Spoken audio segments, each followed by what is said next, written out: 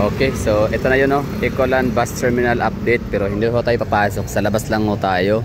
At nang makita naman natin dito yung galaw ng mga tao, sasakyan, kung talaga bang nakaka-apekto ba sa traffic congestion, no? Or nagkakos ba ng traffic yung magiging event natin na bukas at sa susunod na mga araw.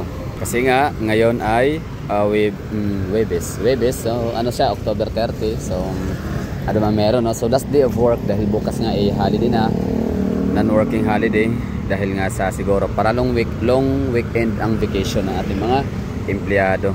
So as you can see, no, walang masyadong ano dito, no, mga congested, no. Iba talaga kagaya nung Holy Week and mga Pasko, New Year. So sa mga tao naman, of course, normal talaga yan dito sa Davao City na merong mga nakapila papuntang looban o pasukan. I mean entrance area rather. So normal lang yung senaryong ganyan. So ibig sabihin baka bukas pa, no, bukas pa tayo magkakaroon ng ano, malaking kumpulan, no, or huge amount or huge approach of passengers going, no, sa kailang mga respective provinces. So ayan, may mga nakapila, may dala-dala mga bagahe malalaki, tsaka mga karton, mga boxes, no, pasalubong siguro, o di ko alam, no, ano ba yung mga binibitbit ng mga kababayan natin kapag kagaling sa mga metro cities pa uwi na kailang mga respective provinces, cities and municipalities. So di ko alam, no. So yan lang nakita ko natin dito, wala masyadong sasakyan, wala masyadong traffic. And sige, puntahan natin yung ano, unahan sa may doon sa highway. Tapos check natin yung mga tao na din kung sila ba ay nag-aagawan ng mga sasakyan ng mga jeep, kung sila ba ay nag-aagawan ng mga sasakyan ng taxi or bus. You know, may mga mali-malita na sila, bit-bit. Oh, naka-ready sit ko na yung mga yan sa kanilang mga uuwi ang mga probinsya.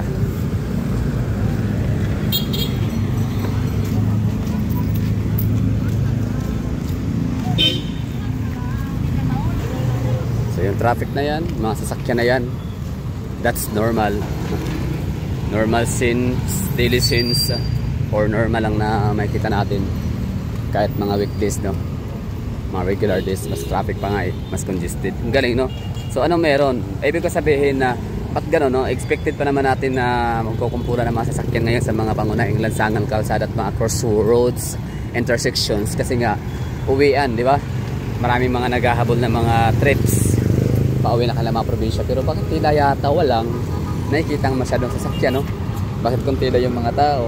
So, bakit kaya? Paki-comment nga dyan, mga taga Davao, sa mga umuwi, no? Kayo ba'y umuwi kahapon pa? Nag-leave na kayo kahapon, tapos bukas holiday. I mean, nag-leave kayo kahapon, kumbaga nag-leave kayo para ngayon, tapos absent kayo by Monday para talagang 5 days, no?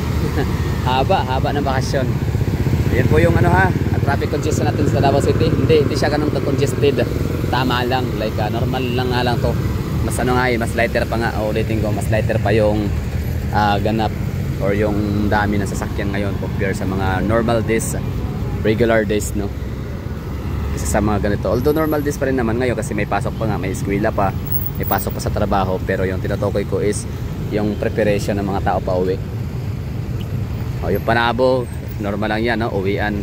I mean normal lang talaga yung pagkatong oras, mga nakapila yung mga sasakyan dyan. O dito, walang masyadong ano, no, yung mga expected natin na sceneries ay hindi natin nakikita dito. Hindi natin siya na-observe, hindi natin nakuha sa, wala tayong ano, na-witness to observe na ganong update or na-observe na ganong ano, kaganap.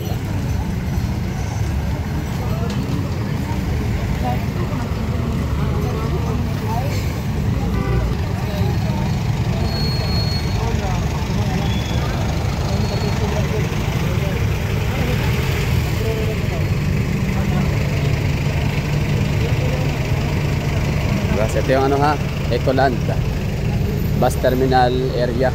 Although labas lang tayo, pero kita naman natin, yun na yun eh, what you see is what you get. Ano meron sa labas, parang ganun na rin sa loob. Yung dami ba ng pasahero ang pinag-usapan natin dito.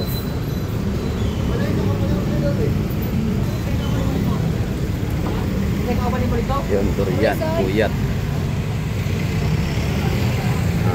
Yan lang ang ano, mga ganap, mga nakikita natin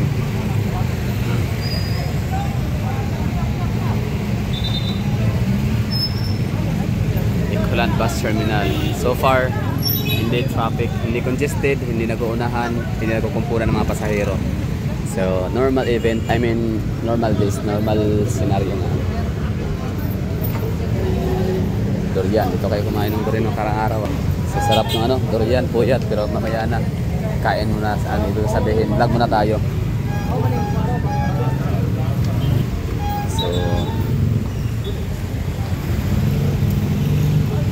dumami na yata, no? Parang parami na sila ng parami. Baka ito pa yung ano, pick up or. Pero mag-alas 6 na no? Okay.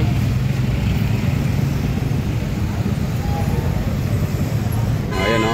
So, siyempre, kapag may ano talaga banggaan, no? Kahit anong event yan, kahit anong okasyon, talagang magkakos din yan ng pagsikip sa daloy ng trapiko.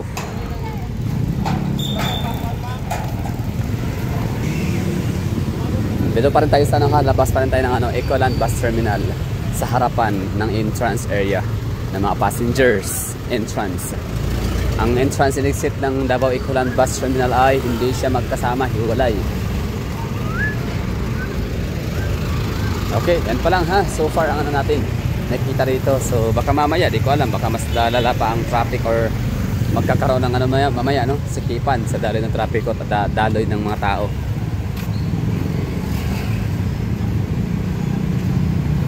Lang sa atin sa kapag-update tayo kasi minsan hindi na nga tayo palabas, hindi na kasi tayo masyadong palalabas ng bahay, kaya wala na tayong masyadong alam, no, sa mga ganap sa lugar, lalo yung mga taga Davao lang, no, walang ideya kung mga taga Davao City, no, walang ideya kung gaano nga ba, ano nga bang ganap, anong mga ginagawa, no, or kumpulan ba talaga, o ano yung mga hitsura ng mga biyahedor natin pauwi sa mga probinsya, kung stress ba yung mga tao, nagmamadali ba, worried ba sila na baka maiwanan ng mga trips, no, ng mga ano nila, mga biyahe papuntang probinsya, kung sila ba ay worried, no, kailang schedule, oo, na-delayed sila, parang gano'n. So parang nakita ko wala naman, no, chill lang naman, relax, chill and relax lang ang mga kababayan natin, mga Davaoen, yung mga Pilipino, Mindanaoan.